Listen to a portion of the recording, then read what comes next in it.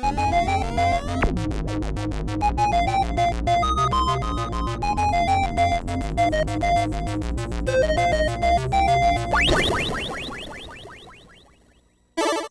and Robots, episode 112. Thank you, Xavier, for the tip this week. Oh, Professor X gave us monies! No, mate, it's just someone named Xavier, not actually Professor X, you know?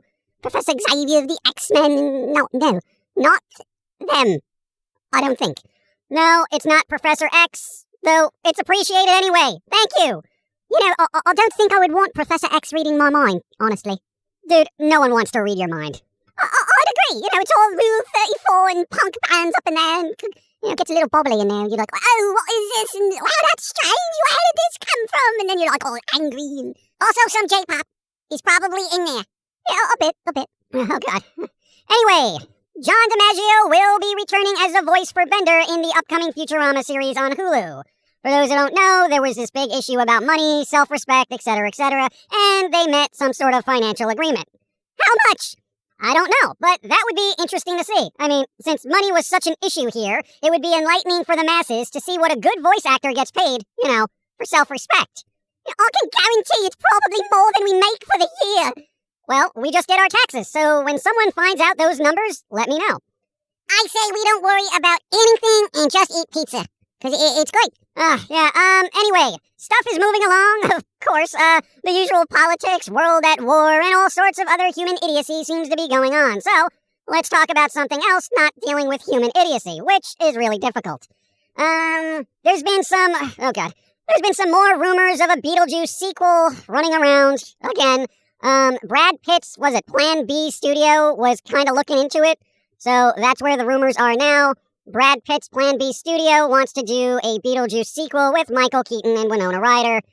Whatever. I don't think that is ever gonna happen. Well, I'm not gonna say never. Alright, I'll say highly unlikely. And, you know, Michael Keaton's in the spotlight now. You know, between his Spider-Man roles and returning as Batman. I mean, the next thing is Beetlejuice, right? It's one of his defining roles. And people love that nostalgia. Yeah, give it time. Before you know it, there'll be a freaking Edward Scissorhands sequel. It's just gonna be whatever.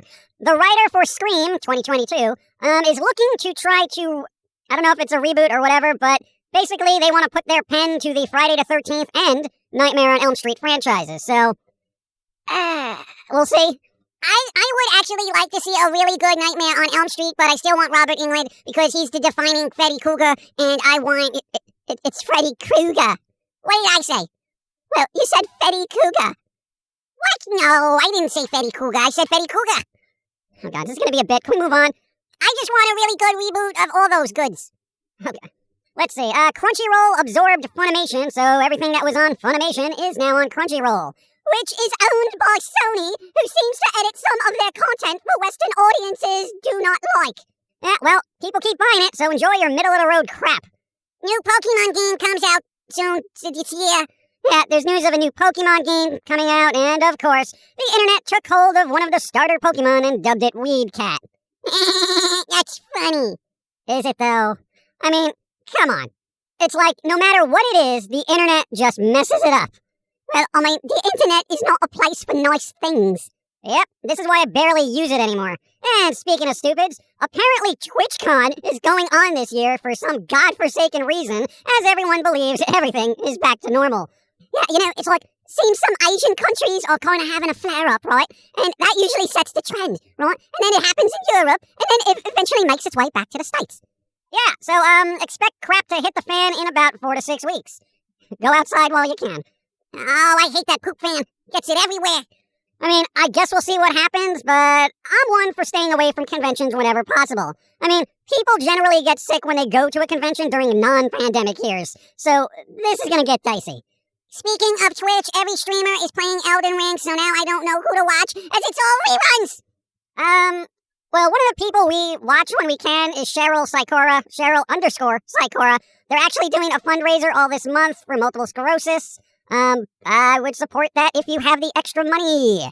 Because you know what? MS is stupid. Microsoft?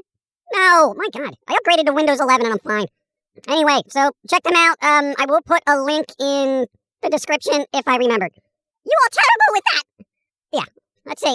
Anyway, some more movies for horror folks. Aside from the Nightmare on Elm Street, Friday the 13th possible reboots by the screenwriter, the original Candyman and the original Craft movie are both getting 4K releases, which hopefully will look good, as the Craft Blu-ray release was fairly mediocre as quality goes. Speaking of which, boy, I watched Critters 1 and 2 on Blu-ray recently. Those films look amazing. They're very crisp and clear by comparison to streaming, which I have also done. Is this going to be another bitrate streaming sucks conversation? Well, it could be.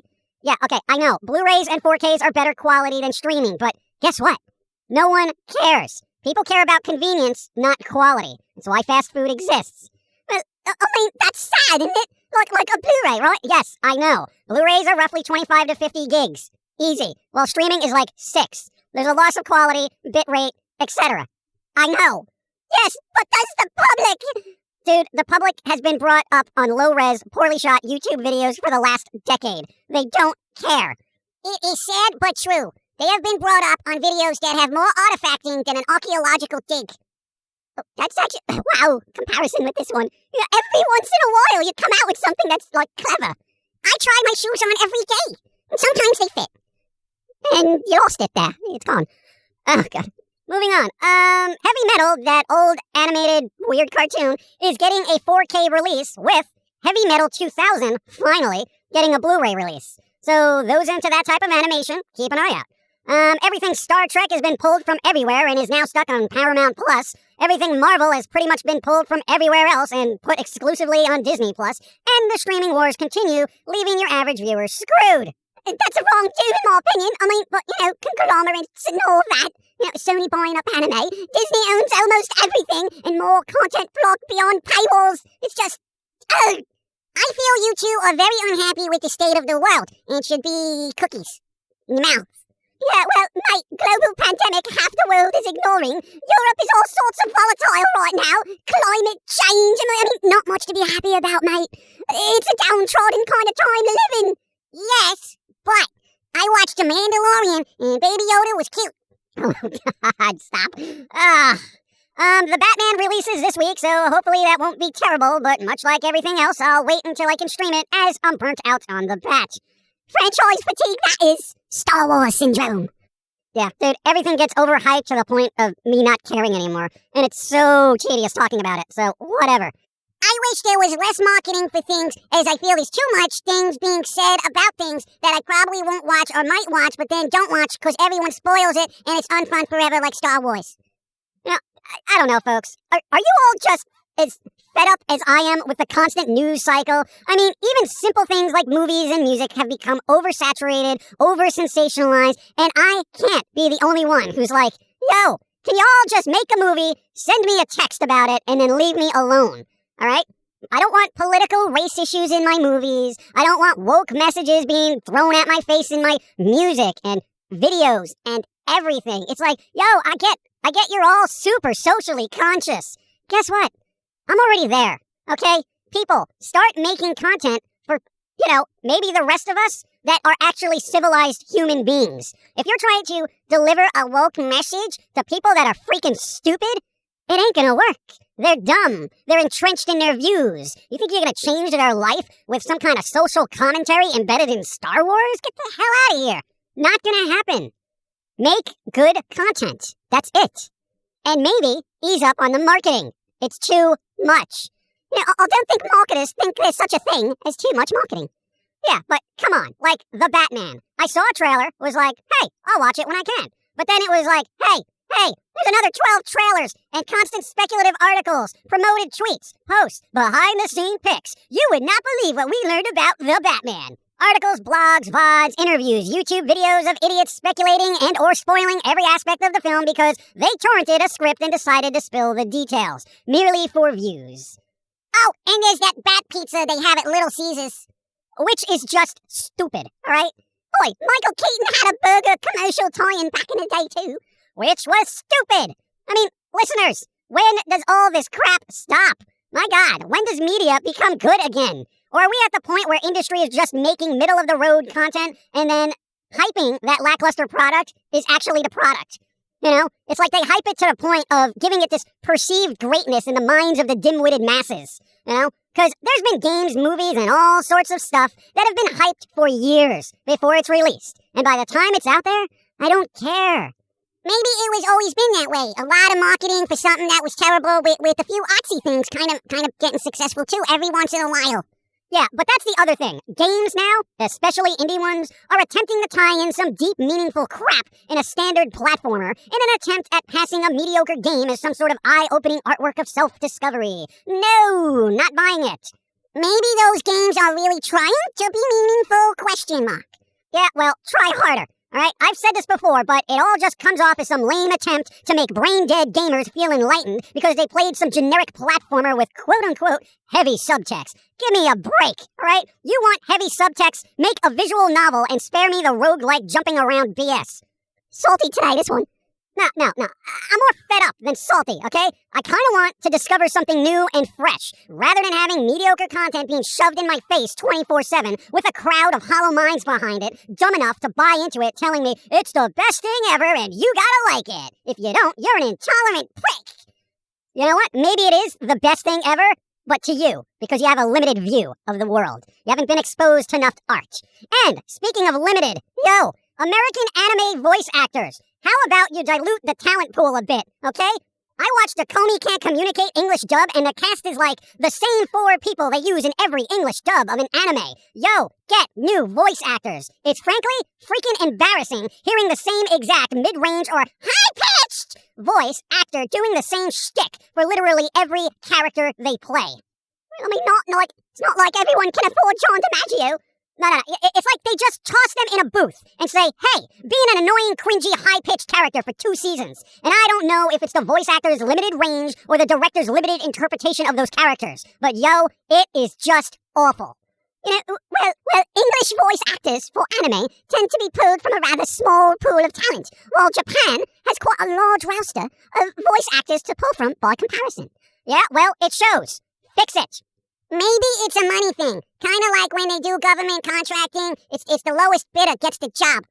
No, I don't care, all right? Because here's the thing. If I was a professional voice actor, you would be damn sure I would try to change it up with each character I do. I would watch the original voice actors for the Japanese version and attempt an English rendition as close as possible to those who did it first.